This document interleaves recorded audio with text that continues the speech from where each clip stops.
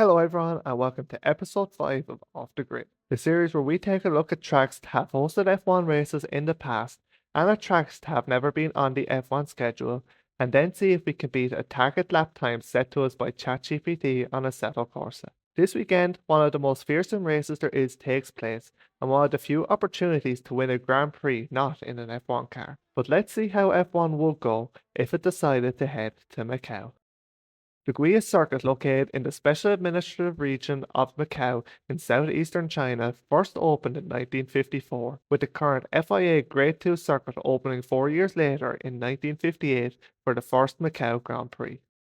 At 6.21 kilometers or 3.803 miles, traveling between the walls and buildings of the most densely populated city in the world, it will be the second longest circuit on the calendar, taking Jeddah's crown as the longest street track. With 50 laps, it would tie Jeddah and Vegas with having the second lowest lap count. 24 corners give it the second most, only beaten by Jeddah, 15 right and 9 left, the majority in the slow middle section of the track, coupled with a high speed ending and opening to the lap. There is a possibility of 3 or 4 DRS zones. The first, the traditional pit straight zone from turn 24 to turn 1. Then, after the fast first turn, the second zone could run through turn 2 all the way down to turn 3. This one might not be suitable if turn 2 is too tight to take safely with DRS open. Maybe this section could be split into 2 zones, having one from turn 1 to turn 2 and another from turn 2 to turn 3. However, F1 cars probably wouldn't need to lift or brake for turn 2, likely making this not possible. The final zone is definitely possible,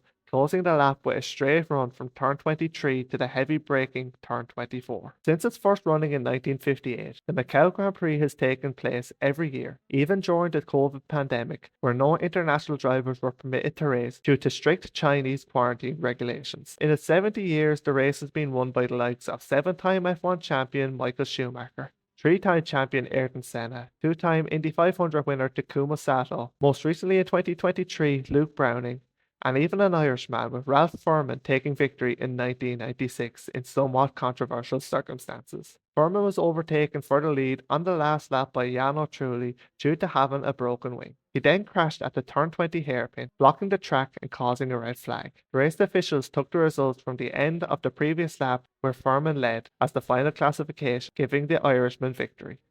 Guia's circuit is unique in many ways. One of the most interesting is at turn 20. The Melco hairpin is the slowest and narrowest part of the track. At just 7 meters wide, it is narrower than the castle section in Baku, which is 7.6 meters. Due to this and its slow speed being a complete 180-degree turn, there is a constant yellow flag displayed here to prevent overtaking and collisions, with drivers getting over-ambitious into the tight area. As with all street circuits, accidents are aplenty, and Macau has had its fair share of big ones. Possibly the most well known is that of Sophia Flourish in 2018. The German collided with the rear of Jehan Daruvale at the high-speed run into turn 3 as the Indian driver slowed for a yellow flag. This contact made Flourish a passenger as she then collided with another car, this sending her airborne, flying into and through the catch fencing into a photographer's bunker before coming to rest. Flourish suffered a spinal fracture and recovered following surgery. Luckily, the other driver, 2 photographers, and a marshal who were also taken to hospital did not suffer any major injuries. It was announced in May of 2024 that the Macau Grand Prix would cease using Formula 3 machinery, opting for Formula Regional cars instead. The event organisers stating that the smaller, slower cars would be more suitable for the circuit. But that's in the real world. In sim racing, we can do what we like. So let's see what it would be like if they used much faster and much bigger Formula 1 cars instead. ChatGPT has given a wide range of 148 to 158 as being possible. I think the biggest challenge for me might be just finishing a lap, but let's get into Assetto Corsa and see how close we can get to a 1 minute 53. So as we get ready to get started on our first flying lap here in Macau, as I've said already, the hardest part could be just finishing a lap cleanly around here, and commentating this after the fact, I can confirm that didn't turn out to be the case. So anyway, through turn 1 and now heading through turn 2, flat out with the DRS open in these Formula 1 cars, and now running down into turn 3, very bumpy along this stretch of track. Going to brake just before the 100 meter board, brake a bit too late on this first lap. End up hitting the wall, and don't judge me too much, but that's going to be a common theme throughout the duration of this session. There's not a lot of laps where I didn't graze the wall in some way or another, but if I decided not to count those laps, then we definitely wouldn't get any lap done. Again, grazing the wall there a few times as we head into the very tricky, technical, tight sector of the track. I don't know what these corner numbers are, so I'm not going to try and describe them, but there's definitely a few that I became very familiar with the barriers around here. This one especially, as you can see here, just running in a bit too deep. The track is so bumpy in parts that it's very easy to lock up, and that obviously means then braking efficiency isn't what you would expect, and therefore carry too much speed into the corner and end up having a meeting with the walls, and then just there getting a bit too eager on the power. The high power of these cars means that it's very easy to lose traction, and then the bumpy tracks makes that especially so. Heading down into turn 20 then, the Macau hairpin, the iconic turn at this track. Going down into anti-stall there because the turning radius of the Formula 1 car is so bad that you actually have to just spin up and kind of drift around, spin up the rear tyre, and drift around that corner. It's so tight, so that's something I'm going to try and have to perfect throughout the duration of this session. As a few more taps of the barrier there as we come down into the final turn to come across the line to finish our first flying lap and set a 2 minutes 2.7, so just about 5 seconds off our upper limit of the target. So get a bit more confidence in this track, and I feel like this could definitely be an achievable target. But as on our second lap, this left-hander at the top of the hill, one of my nemesis around here, just carrying a bit too much speed in and glancing off it. And then later on in this lap, into the hairpin, again just trying to spin the car around. Seems like we got pretty good there, just getting the back wheel to clip the barrier and spin this around. Wasn't intentional, but it seemed to work out pretty well. And now coming through the second to last corner, we're going to carry a bit too much speed, or going to spin out. We were over 4 seconds up there, so really frustrating there to ruin that lap just at the end when we were so much up on our delta. Next lap then, you can see there, hitting the wall, and then a bit further on, nearly 2 corners there, hitting the wall again, and then a couple of laps there coming through the final turn. This was just on our out lap, so this was starting our lap and coming out of the final turn, just hitting the barrier.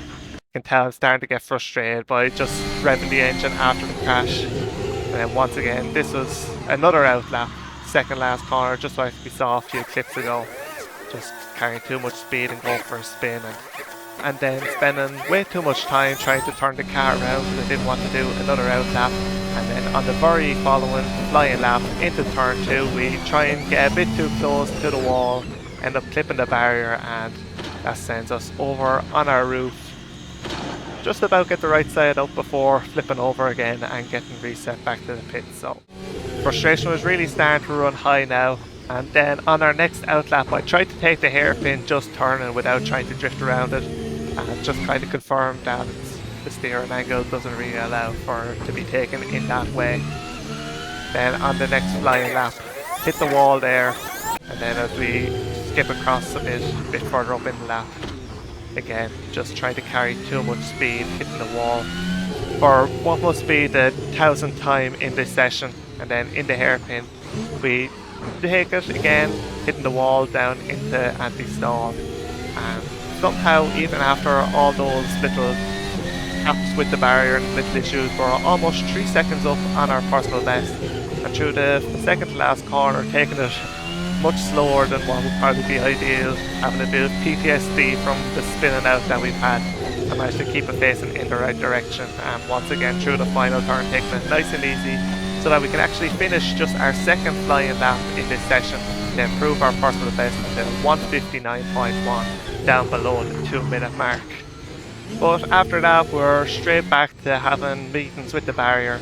But this hairpin was, I think, the only time that I managed to take it without clipping either the inside or the outside barrier. So very proud of myself for doing it with that. It's the small victories that you have to take in these frustrating times.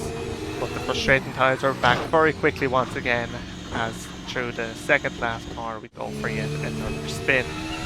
Just 3 minutes left now in the session, and we're again up by about 3/10 on our lap as we go through the sweeping Essence section, which could be fun I think in a smaller car, but we hit the wall once again and we are not having fun in this Formula 1 car around here. But just under 2 minutes left now. This is going to be our final flying lap of the session, and it is a good lap. It is the best lap that we're going to do. So as we head down to turn 2, I'm going to let you enjoy the rest of it with the engine sounds.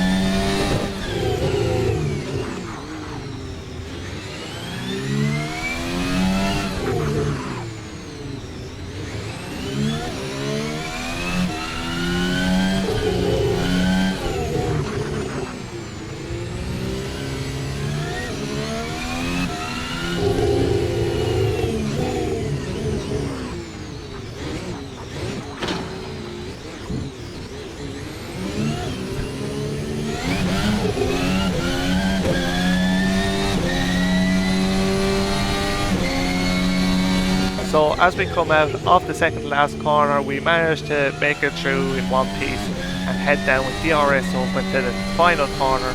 Just over a second up, we take it nice and easy out at turn 23 of 23 to come down and cross the line and set a 1:57.803, beating our target for the first time of this series by just 0.2 of a second as we flip our car once again, but this time in celebration. So it's only taken 5 episodes, but we have finally beaten the lap time set to us by ChatGPT, which said between a 1:48 and a 1 minute 58, and we set a 1:57.8, so beating it by just 0.2 of a second. But doesn't matter if you beat it by a minute or a millisecond, beating it is beating it. In terms of this track, it's definitely been the most frustrating one that I've done so far on this series. I can definitely see the reasoning behind the organisers of the Macau Grand Prix going with even smaller cars than Formula 3, because it is pretty much impossible to drive cleanly, consistently in big cars like Formula 1, especially a hairpin. As you saw, had to pretty much just drift the car around that corner was so tight. In a race situation, you're not going to be able to do that every lap consistently because it's going to just burn up the tires and you're going to end up getting it wrong a few times and drawing your car in the wall. But the track is pretty fun to drive in parts. As I'd said during that session, in a smaller car, I feel like I could enjoy it, so maybe we'll have to revisit it sometime. Possibly after the real life Macau Grand Prix in Formula 3 cars to see if we could possibly beat the pole laps that are set during the event. Obviously, definitely not suitable for Formula 1, we're never going to see it on the schedule, but it's fun to see virtually how these things could play out. But that's it for this episode of Off the Grid. I hope you enjoyed. If you did, make sure to like and subscribe. And until the next one, thanks for watching and see you then.